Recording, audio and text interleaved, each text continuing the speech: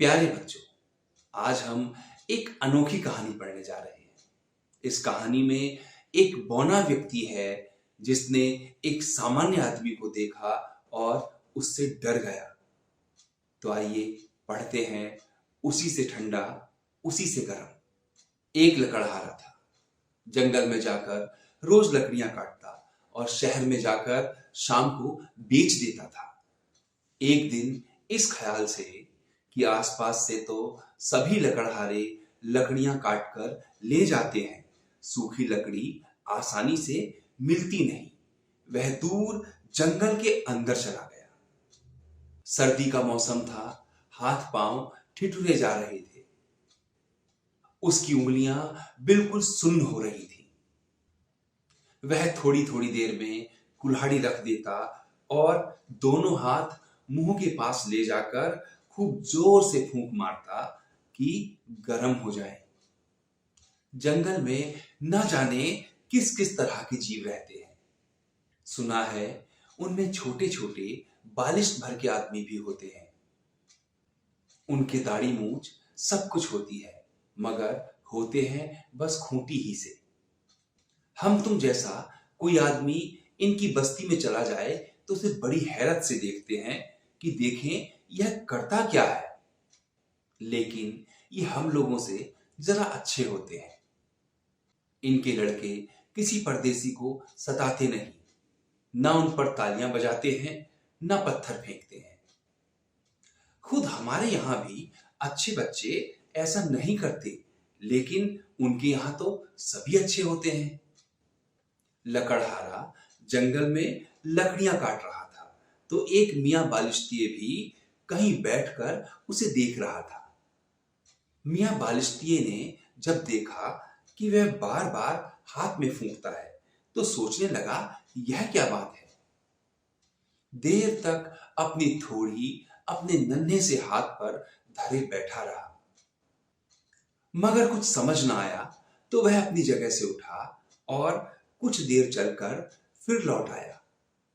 ना मालूम कहीं पूछने पर यह आदमी बुरा ना मान जाए।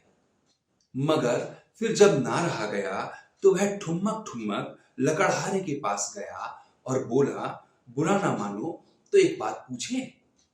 लकड़हारे को यह जरा सा अंगूठे बराबर आदमी देखकर ताज्जुब भी हुआ, हंसी भी आई, मगर उसने हंसी को रोककर कहा, हाँ हाँ भाई, जरूर पूछो। बस यह पूछता हूं कि तुम मुंह से हाथ में फूंक सी क्यों मारते हो। लकड़हारे ने जवाब दिया, सर्दी बहुत है, हाथ ठिठुर रहे हैं, मैं मुंह से फूंक कर उन्हें जरा गर्म कर लेता हूं, फिर ठिठुरने लगते हैं, फिर फूंक लेता हूं। मियां बालिश्तिये ने अपना सुपारी जैसा सिर हिलाया और कहा, अच्छा अच्छा, यह बात है। यह कहकर मियां बालिश्तिये वहां से खिसक गया, मगर रहा आसपास ही और कहीं से बैठकर बराबर देख रहा था कि लकड़हारा और क्या करता है। दोपहर का वक्त आया। लकड़हारे को खाना पकाने की फिक्र हुई। इधर उधर से दो पत्थर उठाकर चूल्हा बनाया और लकड़ी जलाकर उस पर आलू उबलने के लिए रख दिए। गीली लकड़ी थी, इसलिए आग बार बार ठंडी हो जाती तो लकड़हारा मुंह से फूंक कर तेज कर देता था। मियां बालिश्तिये ने दूर से देखकर अपने मन में कहा, अब यह फिर फूंकता है, क्या इसके मुंह से आग निकलती है। लकड़हारे को भूख ज्यादा लगी थी, इसलिए हांडी में से एक आलू निकाल लिया और मुंह से फूं फूं करके फूंकने लगा। बालिश्तिये ने फिर मन में कहा, यह फिर फूंकता है, अब क्या इस आलू को फूंक कर जलाएगा। मियां बालिश्तिये से न रहा गया। वह लकड़हारे के पास आया और बोला, बुरा ना मानो तो एक बात पूछे। लकड़हारे ने कहा, पूछो। मियां बालिश्तिये ने कहा, तुमने सुबह मुझसे कहा था कि मुंह से फूंक कर अपने हाथों को गरमाता हूं, अब इस आलू को क्यों फूंकते हो।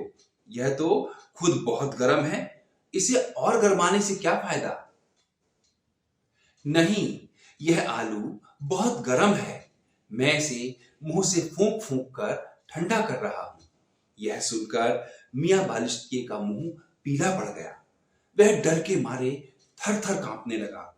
लकड़हारे ने पूछा, क्यों, क्या हुआ? क्या बहुत जाड़ा लग रहा है? बालिश्तिये बराबर पीछे ही हटता चला गया और जब काफी दूर चला गया तो बोला, यह न जाने क्या बला है। कोई भूत है या जिन्न है? उसी से ठंडा, उसी से गर्म। हमारी अक्ल में यह बात नहीं आती। और सच है, यह बात इस मियां बालिश्तिये की नन्ही सी खोपड़ी में आने की थी भी नहीं।